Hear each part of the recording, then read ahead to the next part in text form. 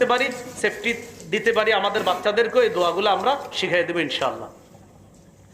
আবু দাউদের বর্ণনা 5248 নম্বর হাদিস। এই হাদিসের মধ্যে আসছে عن أبي هريرة رضي الله تعالى عنه قال قال رسول الله صلى الله عليه وسلم ما سالمناهن منذ حاربناهن। বলেন যেদিন থেকে সাপের সাথে যুদ্ধ ঘোষণা করেছি, নবীজি বলেন সেদিন থেকে এখন পর্যন্ত সাপের সাথে আমরা সন্ধি চুক্তি করি নাই। সাপের সাথে যেদিন থেকে আমাদের যুদ্ধ, এখনো পর্যন্ত তাদের সাথে শান্তি চুক্তি করি নাই, সন্ধি চুক্তি করি নাই। অতএব এটারে পাইলেই মারবা।